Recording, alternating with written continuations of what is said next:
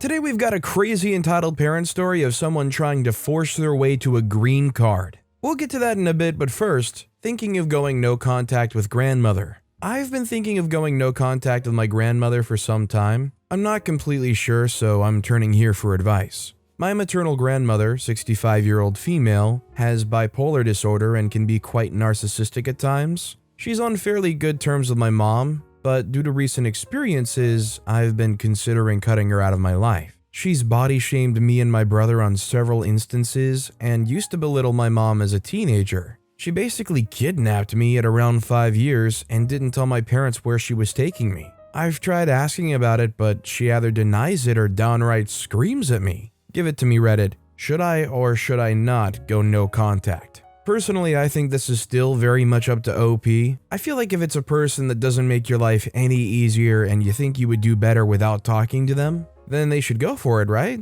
Also, hi, I'm Steven, and if you enjoy getting your fill of these entitled parents, why not hit that subscribe button down below? That said, our next story is Entitled Kid and Entitled Parents Scream in Roblox voice chat for me not giving him my expensive Roblox item in a game. For context, I'm 14, don't judge, I love video games, and love to go on voice chat. I also love to play Jailbreak a lot as I like to trade and I've been playing the game since 2018, so I do have a lot of items. When they introduced trading, I got 2 torpedoes. The torpedo was a really fast and expensive car that you can't obtain, but I'm a Roblox nerd, so go figure. So I had a lot of fun with trading. This happened only a few days ago with an update that allows people to see your inventory. I decided to hop on the Trading Hub voice chat and decided to socialize with other traders because, well, why not? Enter the Entitled Kid. He sent me a trading request and I accept. I decided to talk on voice chat and the Entitled Kid, I think around 11 years old, was on it too. I decided to ignore that he was breaking the rules of Roblox moderation because, well, we all did break underage rules sometimes. Well, mostly, so I ignored that aspect. The conversation goes as follows. I say, hi, what would you like? He says, hurry up, you witch, give me a free torpedo. You're rich, give it to me now. I say, excuse me? He says, yeah, give me a free torpedo. I say, offer first. I dealt with rude comments in the past, so I might have thought he was trolling, but I was wrong. He put up low value items and I said, I really do not have an offer for that, and you're low in value for a torpedo. His value was 2.5 million, while torpedo's like 65 million in the virtual game currency. He says, which, I don't care. You have 2 torpedoes, give one to a poor kid. I say no. First off, I do give free stuff, but since you seem rude, please do not trade with me anymore. The Entitled Kid kept calling me racial and awful slurs, so I muted him, and my friends told him to shut the heck up. So I went about as normal, and the Entitled Kid was calling me a scammer, and I was done with the server, so I just straight up left. I thought that was it, but he probably went into my Roblox profile and found my Discord tag using the RoPro extension. Yeah, I disabled it because future Karens got a Karen. The next day, I accepted a friend request from the Entitled Kid on Discord, thinking it was one of my old friends from like 2nd grade, as that happened 3 times and I'm pretty good friends with them. So I said hi. He sent a video call, so I decided to accept, but not show my face because, well, I get uncomfortable showing my face to someone who I didn't know. Cue the entitled mother. She says, hi, I was told you didn't give Entitled Kid the torpedo for his car. The concept was a car that did not match up to the torpedo. I said, oh, that guy. I wonder how he found my Discord tag. Anyways, Entitled Kid, the entitled mother mentioned his real name for some reason, was being very rude, calling me slurs. I do give away free stuff, but he was really rude and making up false accusations. Please tell him to not track my profile. She says, why didn't you give it to my angel? He got good grades and he's the sweetest boy. I say your sweetest boy called me racial slurs and annoyed me and my friends. Keep in mind, I am 14. She says, oh, shut up, jerk. You're probably nearly an adult and you're hiding behind a camera. So show me your freaking face, you racial slur. I, starting to get angered, said, ma'am, please stop acting like a Karen and control your demon. I'm 14 years old, not an adult, and if I was, I would still play games I enjoy. So please stop controlling my life. You and your son are disrespectful people and very immature. I hang up while the son is screaming to get the torpedo. The Karen spams my DM saying to get back on the call, wussy. So I decided to ditch being professional and started to troll. She says, "You'll give my son the torpedo or I'll come and rob your house and beat the crap out of you." Again, I'm a minor. I said, "Wow, that's crazy that you're threatening a minor." I decided to troll the entitled mother and entitled kid by spamming loud music and screaming, which made their facial expressions go mad as the mother and kid were sharing an AirPod. So that was seriously the funniest thing ever. I left the call and the entitled mother was telling me to give the torpedo, but I just kept on spamming cat gifs and blocked the entitled kid. I haven't heard from the entitled kid since, but since my joins are always on to everybody, I feel like there will be more kids screaming. Lesson to all entitled Karens: do not beg people to give them free stuff, and if you do want free stuff, don't act rude. Have a nice night, everyone. I think OP just kind of let this go on way too long. I think as soon as they joined that video call and saw it was the entitled kid, they should have hung up and blocked them and just been done with it. Our next story is Dad not present growing up, disappointed I'm not close with him. Growing up, my dad had to work a lot since we were a family of 6, immigrants and kind of poor. Many times he would work day and night to make ends meet. I actually used to be terrified of my dad until I was about 10 because I didn't really know who he was, since I rarely saw him for more than 10 minutes a day. As I got older, our family became more financially stable and my dad was home a bit more, but I never really had a relationship with him. He was always busy with other things like work, hobbies, church things. I respected and loved him, but I never had a real father-daughter relationship that I always wished I had, and would be jealous of my friends that would go on father-daughter outings and be able to talk personally with their dads. Fast forward to now, been married for 8 years, and it seems like I still have a hard time building this relationship with my dad. If we're all together as a family, it's okay, but talking one-on-one with him is sometimes awkward. He never calls me first, ever. He says that he's the parent and his kids have to be the one to go to him, not the other way around. He's pretty old school European. The thing is that I find it hard for me to make the effort for him when I feel like he as a parent should try too, and when I never had this personal relationship with him growing up. He's told me multiple times that he's so disappointed that none of his daughters have ever taken him on a coffee date to spend time with him after everything he's done for us. Don't get me wrong, I'm thankful for that, but I don't think that means that he gets to sit back and wait for his kids to run to him. He seems to have no issue with my younger brother. He calls him multiple times a day to just talk. I've told him how I feel about reaching out to him, and all it seems to do is offend him and give him more reason to say how he's done so much for our family and this is what he gets in return. I'm not really sure what to do at this point. It just really hurts to not have a closer relationship with him, and I'm tired of it feeling one-sided. Our next story is my dad being too strict? I, 15, am starting to develop a slight fear of my dad due to his yelling.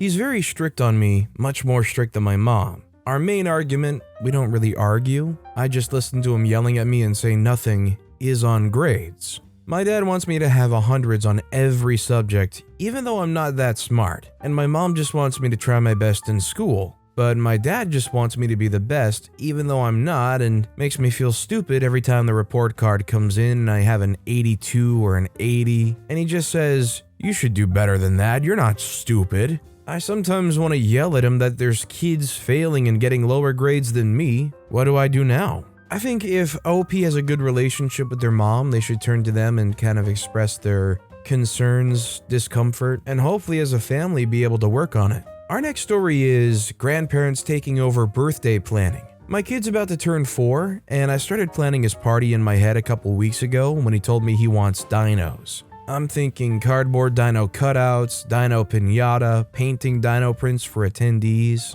And for the cake, I wanted to just get a nice plain cake from the store, topped with crushed Oreo dirt and a scene of dinos and plants from a kiddo's dino toy set. My mother-in-law is not having it. We'll get a dino-shaped cake and order new dino cake toppers and do balloons, and nothing I planned is good enough. But I hate balloons. Bad for the environment and also annoying as heck.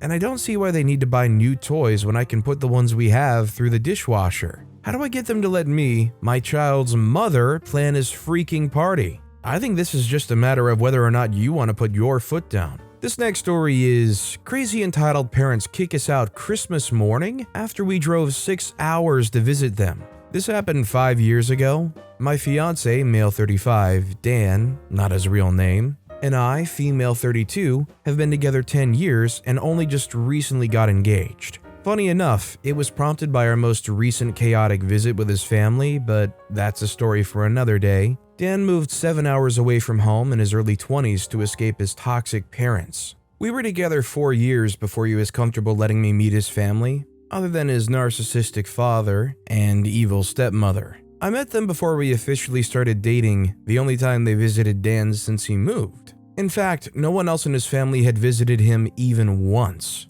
I met everyone when we decided to move for his job, which was closer to his family but still 2 hours away. We lived there for a year, didn't like it for various reasons, and moved back to the state where we met. The next year, we decided to spend Christmas with his family instead of mine for the first time. We spend every holiday with my family and prefer it that way, especially now. They're great people and they love Dan, so other than his general dislike of holidays, thanks to his parents, he has a good time. We were invited to stay with father-in-law and evil stepmother during our visit and agreed. Things seemed to be going well the first couple of days. The evening before Christmas, Dan's stepbrother came over to see us. Father-in-law wasn't feeling well that day, seemingly hungover from drinking the previous night, but he would never admit that. So father-in-law and evil stepmother stayed inside while we hung out in the garage, which was not attached to their home, so we didn't disturb them. We were drinking, talking, and playing cornhole, the game where you toss a beanbag into the hole of a wooden board. It was around midnight when stepbrother went inside to use the bathroom. Apparently, father-in-law and evil stepmother told him to ask us to wrap it up and come inside, which Dan's stepbrother forgot to tell us when he came back out. Next thing we know, father-in-law comes out and begins yelling at us for not listening when he told us to come inside. We were like, okay, it's not a big deal, we're coming in. We apparently took too long cleaning up to go inside, because before we could, we were met with father-in-law and entitled stepmom standing in their doorway screaming at us for being disrespectful, that we were guests in their home, that it was bedtime, that when they told us to do something, we were supposed to do it right away and whatever. They were going off and I began crying because at this point, I still wanted to make a good impression and felt like I had done something wrong. Dan told me to go inside and pack our things, so I did. While collecting our toiletries, stepbrother found me and tried consoling me, saying that I did nothing wrong and that this is just how they are. Then entitled stepmom showed up, saw her son helping me, and just lost her mind. She was yelling at the both of us, saying all kinds of horrible things. Stepbrother said, "I'm done with this," and went downstairs where Dan and father-in-law were arguing. He told them he was leaving, and father-in-law says, "Try to leave and I'll punch you in your freaking face." To which he responded, "Do it, I dare you," and then left. Dan and father-in-law continued to argue downstairs, while entitled stepmom followed me around upstairs. I was throwing everything into our luggage as she blocked the door of the room we stayed in. At this point, I wasn't even registering what she was screaming at me because I was starting to have a panic attack. I started having tunnel vision. I couldn't breathe and I was shaking so badly that I kept dropping things. So I went to the nightstand and took one of my anxiety pills I'm prescribed for emergency purposes. I know it's never a good idea to mix alcohol and pills, but I was panicking. Entitled stepmom saw me do this and said, "What, you're a pill popper now? Trying to end things? Do it, nobody will give a freak if you die." I snapped and turned to scream at her, "Would you stop being a freaking runt?" Maybe not the best idea since evil stepmom is quite a large woman. Not fat, more like she could have been a decent football linebacker. She started coming in my direction when Dan and father-in-law showed up, having heard our most recent exchange. He managed to get both of them out of the room and slammed the door. Evil stepmother opened the door to continue the harassment when Dan finally went off and somehow convinced them to leave us alone while we packed. We brought everything downstairs where the berating continued. We tried to call an Uber, but father-in-law refused to let us because he didn't want an Uber driver knowing where he lived. Somehow, it turned into father-in-law driving us to a hotel in silence. Later that day, we got our car, put the Christmas presents we bought on their doorstep, and left. We went to his older brother's house to see him, his younger brother, and his mother-in-law. They didn't seem that surprised by their actions, but apologized for them. We got the same reaction when we stopped by his other stepbrother's house as well. Dan's family are good people, but his narcissistic father and evil stepmother are so toxic. What makes me sad is that he still has hope that they might change. He still wants to have a relationship with father-in-law and hopes he might come to his senses like mother-in-law did. I am disgusted with father-in-law and evil stepmom and wish we could just cut them out of our lives, but it is his decision. I feel bad for Dan too because he clearly doesn't deserve that. Our next story is, my dad keeps pressuring me to reach out to my homophobic mother. My 25-year-old female, mom, 41-year-old female, did an unforgivable thing and I'm low contact with her. Background info, my little sister Danica, 21-year-old female, and I are both bisexual. The difference is I have a boyfriend, 25-year-old male, who I live with, and she has a girlfriend, Carrie, 24-year-old female. If you do the math, my mom was a teen mom. She was 14 when she had her first child, 16 with me, and 20 with my sister. We grew up very religious, going to church a minimum of 4 times a week, and attended an annual purity conference starting in our preteen years. Our mom was abusive to the point where I had to stop venting to my friends in junior high because they threatened to call CPS once. Despite that, my mom was a hero. My mom has many narcissistic traits. It's important to note that my sister is her scapegoat and my dad, 43-year-old male, is her enabler. Back in September, Danica was helping our mom with dinner while everyone else was in the front yard playing with the kids in the family. We heard yelling coming from the house, and when my dad went to check on them, my mom was laying on the floor and my sister had cuts on her neck and arm. To sum it up, they got in a heated conversation because Danica wanted to know why Carrie wasn't allowed at the house, and how our mom could hate Danica so much. After some dialogue, my mom cut Danica, which resulted in Danica pushing our mom down. That was when our dad walked in. There's so much more to the story, but our mom has a short fuse and switches modes instantly. I believe my sister. It's not the first time our mom's threatened a family member with a knife, nor the second or third. Our mom is unwell, undiagnosed, and untreated. Our mom told multiple family members that Danica hit her after she said Carrie couldn't move into the house. This doesn't make sense because Carrie lives with her family and is in the process of buying a home for her family to own. This resulted in my grandfather texting Danica Bible verses, including Exodus 20:12, honor your father and mother. To the entitled parent part, I'm low contact with my mom. I have a young sibling, 8-year-old male, that I FaceTime daily through our mom's phone. He's the only reason her number isn't blocked. Our dad Aaron texts my sister and I often about how we need to reach out to our mother. We're family after all and no one lives forever. This happens at least once a week.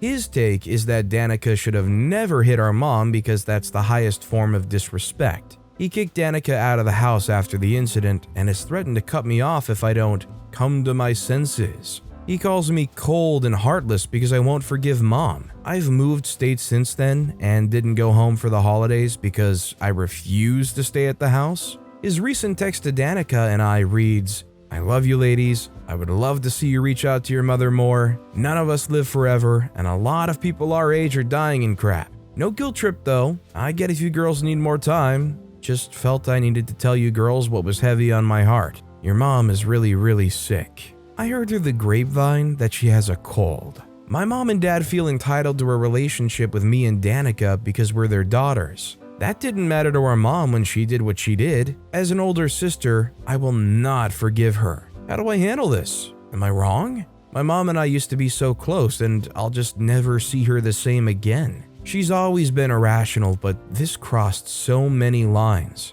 Please let me know if any other details are needed. Thank you for the read. Our next story is, she don't call me, so I don't call her. Since the age of 12, I had a number of dogs thanks to my mom's love of puppies. She would fall in love instantly with the little fluff balls. I was actually scared of dogs before we got our first one, and she knew it. It's kind of messed up, but that's a whole different story. The thing is, she would never do the things necessary to own a dog. There were never any vet visits, and all the day-to-day chores were left to me and my brother. Of course, it fostered responsibility in us, but it also gave us the chance to bond with the creatures.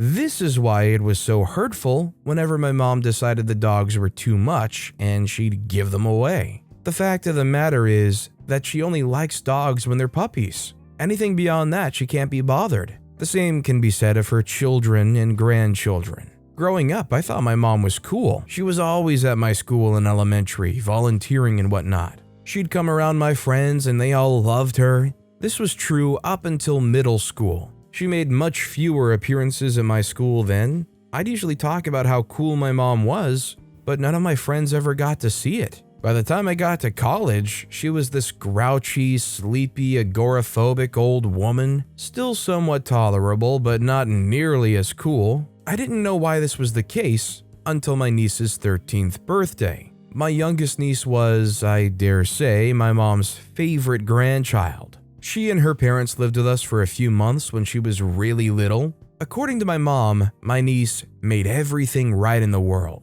She adored that little girl. It was actually kind of sweet to witness. Anyway, they moved out, life moved on, and suddenly my niece is 12 years old with a cell phone. I'd been texting her for a little while, but my mom never had her number. I tried to fix that, and the convo went something like this. I said, "Hey, niece's birthday's coming up." Mom says, "I know, she's gonna be a whole teenager." I say, "You should call her." Mom says, "I don't have her number." I say, "I have it, I'll give it to you." She says, "Well, she never called me, so why should I call her?" I say, "Because it's her birthday?" I walked away very confused. That was a strange thing to say about someone who once meant the world to her. It was even stranger to put the weight of two-way communication on someone who just got her first phone. But then I realized my niece isn't a puppy anymore. She's practically an adult with her own thoughts and feelings. And the fact that my mom wasn't a thought on my niece's young brain brought out the brat in my mom. It's sad.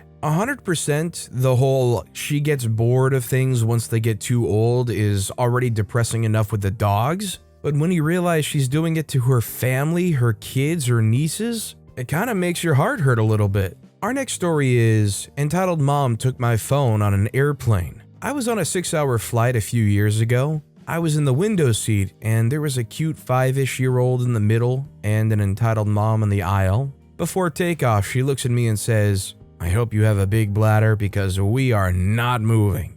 Okay, here we go. So I had downloaded several Netflix shows and comedy specials to keep me occupied, and I put my corded earbuds in, cause I'm cheap, and settled in to close my eyes and relax to some Jim Gaffigan. A while later, I feel my earbuds being ripped from my ears. I look over, and entitled mom has my phone in her hands trying to unlock it. Of course, I was like, "What are you doing? Give that back." She just said I was sleeping. I wasn't, but that's not even the point, and didn't need it. Her kid did. Her kid was coloring in his coloring book, by the way, and was looking quite content. And the airline had movie screens in the seat backs, but I think she didn't want to pay for earbuds. She started holding the phone away from me out in the aisle and saying that I needed to let her son use it because he was bored. She got loud and a flight attendant came over. She tattled on me that I wasn't sharing my phone. She couldn't stop yelling at the attendant about what a witch I am and how my mother should be ashamed. I was like 45 at the time for raising such a jerk.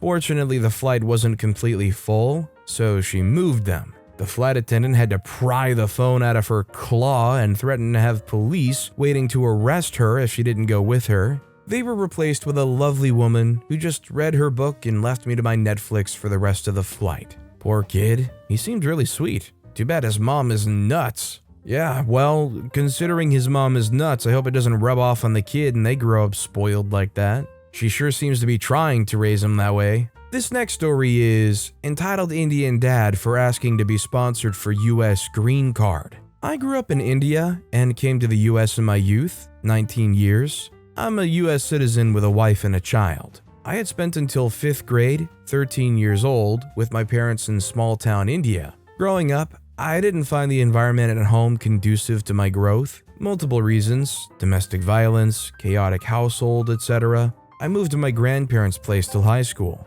I came to the US after schooling for my bachelor's and wanted to settle in the US. We're not from a financially well-off family, so my dad helped me secure an education loan to come to the US. I was 18 years old at that time. After finishing my bachelor's, I paid off my loan and also sent financial support a couple times in the tens of thousands of dollars to show my gratitude to my dad. I then took a loan to get my master's degree in the US. Fast forward 15 years, currently I'm enrolled in a business school, also on a loan, previous loans paid off all by me. During my time in the US, I fell in love with a US girl of a different religion. My parents did not support us, and this is where the rift with my parents started. I broke up and in a couple of years chose to marry an Indian girl to meet my parents' expectations. Still, my parents came to the US and fought with us on missing Indian values, eventually leading to me and my spouse's divorce.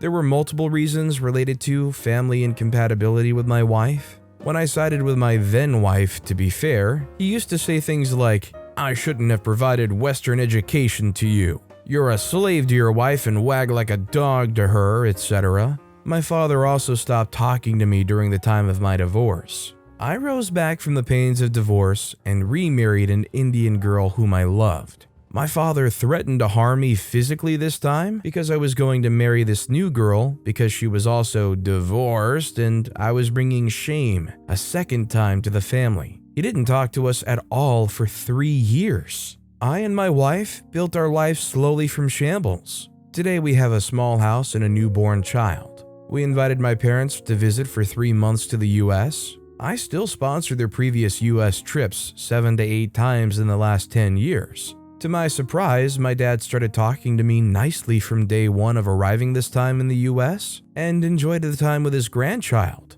Almost 3 months passed by, and now my dad is forcing his will to sponsor his and my mom's green card every day while staying with us in the house. He also mentioned that he's decided to move to the US and live in our house within a year, without even asking about our choice. He's 58 years old presently and started to emotionally blackmail us again by saying that he'll die from within every day if I don't say yes to his green card and other stuff like, "You are a disgraced son if you don't support your parents in old age." Am I really a jerk if I say no, we can't sponsor his move to the US and can't keep him yet? I've promised to support him financially in India, to which he says he doesn't want BS support. Am I a jerk here to tell him no? I think the short and skinny of it is OP's definitely not the jerk for saying no. And whether that's the norm for culture in India, him trying to command what flies in the US with OP's family, I think is just too much. But with that being said, that's all the time we have for today. Now, if you want to hear another absolutely crazy entitled parent story, check out that video on the left. Or if you missed my latest video, check out that video on the right. That said, I'll see you all next time with some more stories.